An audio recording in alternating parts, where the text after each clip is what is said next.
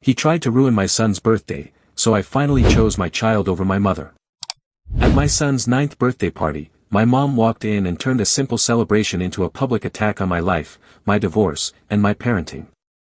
For years, I stayed quiet to keep the peace. But when I saw the confusion in my son's eyes, I realized something had to change. This is the story of the moment I stopped being a scared son, and finally became the father my child needed. Hi, I'm Daniel, 37, and last Saturday my mother managed to ruin my son's 9th birthday in under 30 seconds. She walked in late, of course she did, just as we were lighting the candles. My son, Liam, was standing on a chair, grinning at the dinosaur cake I'd spent 3 hours frosting at 2 in the morning after finishing a double shift. The living room was packed with kids, parents, balloons taped crookedly to the walls. It wasn't perfect, but it was ours. Then the front door swung open. "Sorry I'm late," my mom announced, loud enough to freeze the room. She held up 2 plastic containers. "I forgot the cake, but I brought cupcakes for your real family instead." At first I thought I misheard her. Real family? She breezed past me like she hadn't just detonated a bomb. My ex-wife, Carla, stiffened by the gift table. The kids went quiet, that strange ripple of silence only children can create. Liam looked at me, confused, still holding the match. "Mom," I said carefully, forcing a smile that felt like it might crack my teeth. "We have a cake." She laughed. "Oh honey, that little thing. I figured the Johnsons would want something nicer." The Johnsons. Carla's parents. They were standing 2 feet away. Heat crawled up my neck. This wasn't new behavior. My mom had never forgiven me for the divorce, even though Carla left. In her mind, I'd failed. And now apparently my son's birthday was the stage for her commentary. Liam climbed down from the chair. "Dad, are we still doing the candles?" His voice was small. That did it. "Yeah, buddy," I said quickly. "We're doing the candles." But my mom had already started handing out cupcakes, not to the kids, to Carla's parents and my sister who had just arrived. "Family first," she said with a wink. I saw Carla's jaw tighten. I saw the other parents exchange looks. I felt 9 years old again, standing in our kitchen while my mother criticized everything I did. Only this time it wasn't just me she was embarrassing. It was my son.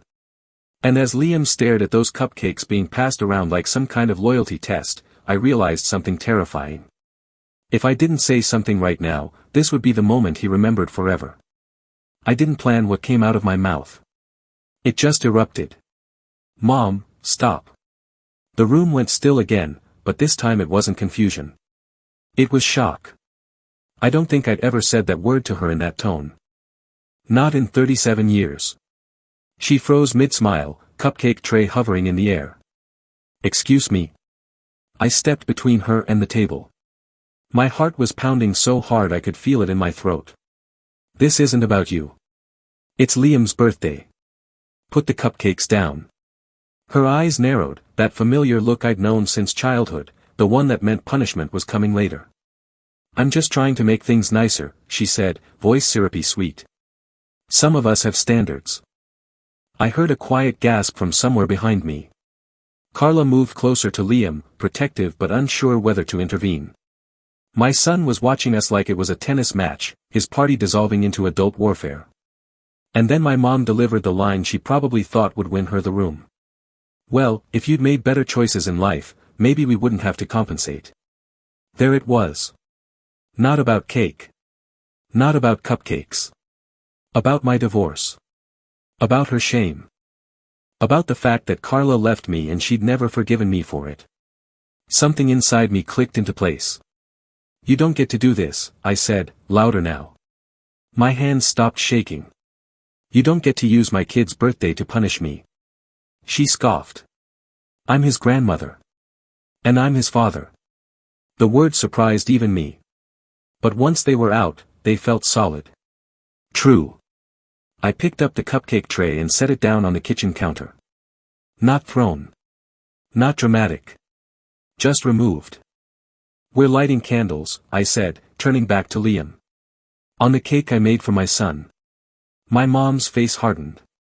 If that's how you feel, maybe I shouldn't stay. A year ago, that threat would have folded me in half. I would have apologized. Smoothed it over. Let her win. But I looked at Liam, still waiting, and I understood the real turning point wasn't this argument. It was choosing who I was protecting. If you can't celebrate him without tearing someone down, I said quietly, then yeah, maybe you shouldn't. You could hear the refrigerator humming. She stared at me like she didn't recognize me. Maybe she didn't. And for the first time in my life, I didn't rush to fix it. She stood there for a long second, eyes flicking around the room like she was waiting for someone to side with her. No one did. Carla didn't move. Her parents looked at the floor. Even my sister avoided eye contact. The silence wasn't hostile. It was final. My mom set her purse on the table with a tight little nod. Fine, she said. I won't be disrespected. I almost laughed at the irony, but I didn't. I just opened the front door. Call me when you're ready to apologize, she added, walking past me. I won't, I replied. The door closed. And just like that, the air shifted. Not lighter exactly. Just honest. For half a second I worried I'd destroyed everything. That Liam would remember this as the day his dad made Grandma leave. But when I turned around, he wasn't upset. He looked relieved. Dad, he said softly, can we do the candles now? I swallowed hard and nodded. Yeah, buddy. Let's do it. He climbed back onto the chair. The kids gathered around again, hesitant at first, then louder as the moment restarted. I lit the candles with steadier hands this time.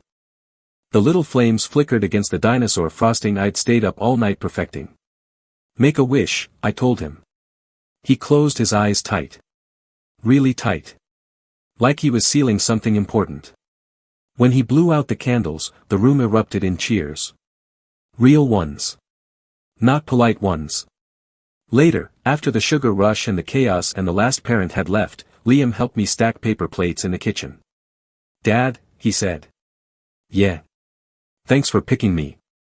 It hit harder than anything my mom had said. What do you mean? He shrugged. Grandma always gets mad at you. Today you didn't let her. I knelt down so we were eye level. I will always pick you, I said. And I meant it in a way I'd never meant anything before.